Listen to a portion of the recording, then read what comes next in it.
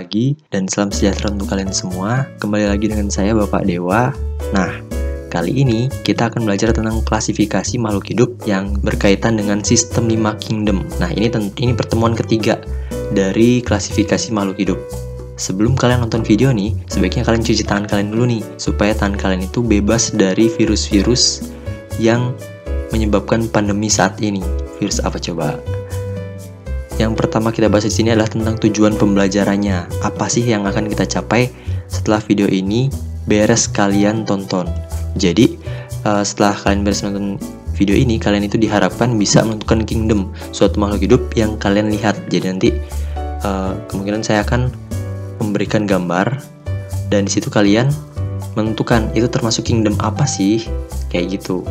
Nah, kingdom itu maksudnya kerajaan ya. Kita bahas pertama itu adalah definisinya dulu. Nah, jadi klasifikasi makhluk hidup itu merupakan suatu kegiatan untuk mengelompokkan. Jadi di sini mengelompokkan itu saya tebalkan karena inti dari klasifikasi itu adalah pengelompokan makhluk hidup. Jadi sistem klasifikasi ini yang paling awal secara ilmiah itu dilakukan oleh Carolus Linnaeus. Nah, Carolus Linnaeus ini dia mengelompokkan makhluk hidup itu menjadi dua, yaitu dunia tumbuhan dan dunia hewan. Walaupun sebenarnya dari zaman nenek moyang kita itu kita sudah mengelompokkan secara sederhana, kayak misalkan tanaman obat kayak gitu, tanaman pangan, dan tanaman yang bisa dijadikan sandang kayak macam itu. Tapi di sini kenapa bapak klasifikasi itu adalah Carolus Linnaeus, karena dia itu sudah mengelompokkan dua kelompok ini, dunia tumbuhan dan hewan, itu secara sistematis, dan dia juga yang mengemukakan penamaan dengan dua suku kata atau yang biasa disebut sebagai binomial nomenklatur. Nah, kayak gini nih perkembangan sistem klasifikasi di dunia saat ini. Jadi pada awalnya nih Carolus Linnaeus itu dia cuman ada dua nih, Vegetabilia sama Animalia. Itu ada dari Haeckel tahun 1866, dia mengelompokkan menjadi 3. Dan terus sampai tahun 2015 menjadi sistem dengan menggunakan 7 kingdom. Tapi di sini yang bakalan kita bahas itu adalah bagian yang ini. Bagian yang 5 kingdom atau sistem klasifikasi 5 kingdom yang ini. Gitu ya. Nah, jadi di sini yang bakal kita bahas itu adalah tentang Monera, Protista, Fungi, Plantae, sama Animalia. Kita nggak akan bahas sebanyak ini karena di SMP itu cukup 5 kingdom saja, kayak gitu. Oke, lanjut. Kingdom yang pertama itu adalah Monera. Jadi Monera ini adalah suatu makhluk hidup yang biasa kalian sebut sebagai bakteri. Jadi bakteri-bakteri kayak misalkan cyanobacteria atau alga hijau biru, atau yang biasa kalian atau orang-orang pakai masker yang disebut sebagai spirulina. Nah, ini spirulina. Kenapa disebut spirulina? Karena dia bentuknya spiral. Nah, itu juga tergolong Monera atau tergolong bakteri. Jadi anggota kingdom Monera ini meliputi makhluk hidup yang terdiri atas satu sel. Jadi dia biasanya cuma satu sel aja, tapi kadang-kadang ada yang mengelompok atau koloni. Nah, sebagian besar anggota Monera itu adalah prokariotik. Nah, ini apa sih prokariotik? Nanti bakalan kita bahas. Oke, selanjutnya itu ada Protista. Nah, Protista itu contohnya kayak misalkan Paramecium sama Amoeba. Jadi Protista itu mikroorganisme eukariotik. Jadi bukan prokariotik ya, tapi eukariotik di sini. Jadi beda antara prokariotik sama eukariotik, yang bukan hewan, tumbuhan atau fungus. Fungus ini merupakan jamur. Contohnya kayak Paramecium sama Amoeba. Nah, ini bisa kalian lihat di sini adalah contoh dari Paramecium.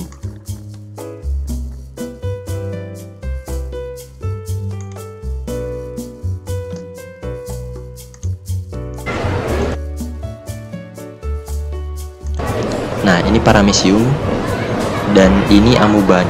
Amoeba yang gerak dan memakan si Paramecium ini. Nih, kelihatan kan ya?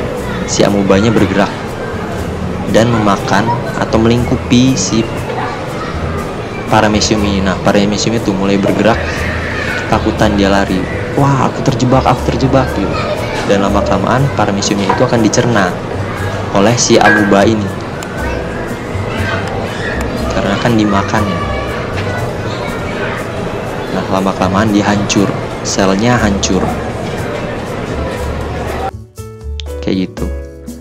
Itu paramecium dan Amoprotista yang mirip seperti hewan. Nah, selanjutnya ada Protista yang mirip kayak tumbuhan. Ini yang biasa kalian temukan di laut, atau yang kita sebut sebagai alga. Ada alga hijau, alga coklat, sama alga merah.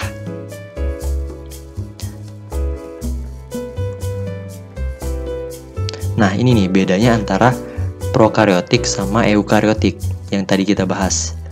Nah, jadi kalau prokaryotik, dari kata pro itu adalah sebelum, karyot itu adalah inti, dia belum memiliki inti. Kalau eu itu artinya sejati, karyot itu adalah inti sejati. Jadi di sini, nih kalian lihat bola ini merupakan membran yang menyelimuti inti selnya. Jadi inti selnya itu dibungkus lah oleh membran ini. Itu kalau di eukaryotik atau inti sejati. Tapi kalau prokaryotik, ingat pro itu adalah sebelum, karyotik inti.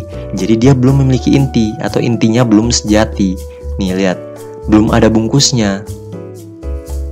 Jadi inti selnya itu ada di dalam cairan atau ini kita sebut sebagai sitosol dari si sel ini. Kayak gitu ya. Jadi udah paham kan sekarang bedanya prokaryotik sama eukaryotik. Nah, bahasan ini bakal kita bahas lagi nanti di semester selanjutnya. Oke. Yang selanjutnya itu adalah fungi, jamur. Jadi fungi itu adalah nama regnum dari kelompok besar makhluk hidup eukaryotik heterotrof yang mencerna makanannya di luar tubuh lalu menyerap molekul nutrisi ke dalam sel-selnya. Jadi salah satu ciri dari jamur ini adalah dia nggak bisa membuat makanannya sendiri. Nah, itu yang menyebabkan kenapa jamur itu dilempar dari kingdom atau kerajaan tumbuhan, karena tumbuhan bisa membuat makanannya sendiri. Kayak gitu. Nah, jamur di sini ada jamur yang besar yang bisa kalian lihat, ada juga jamur yang kecil yang nggak bisa kalian lihat. Nah, jamur itu ada yang bersifat parasit kayak yang di sini, parasit, atau juga yang bersifat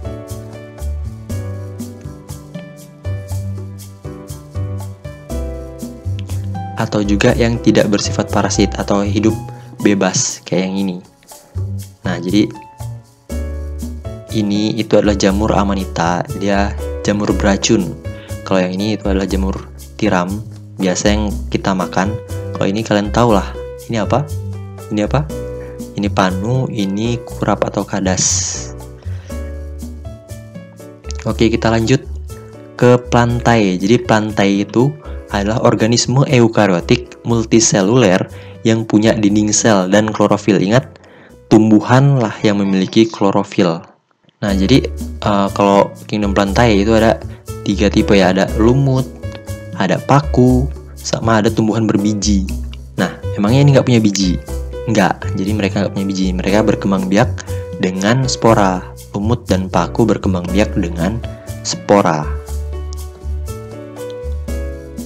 Oke, selanjutnya ada animalia atau hewan. Jadi organisme eukaryotik yang tidak punya klorofil.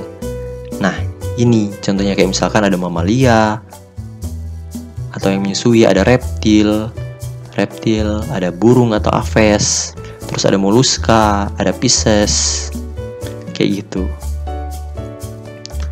Oke, sekian pembelajaran hari ini. Semoga bisa bermanfaat untuk kalian semua dalam melakukan pengklasifikasian sederhana, yaitu tentang pengenalan kingdom-kingdom yang sistem 5 kingdom disebutnya. Oke, sekian pembelajaran hari ini. Jangan lupa kalau misalkan kalian keluar rumah, selalu gunakan masker agar kita semua terhindar dari penyebaran COVID-19. Oke, terima kasih.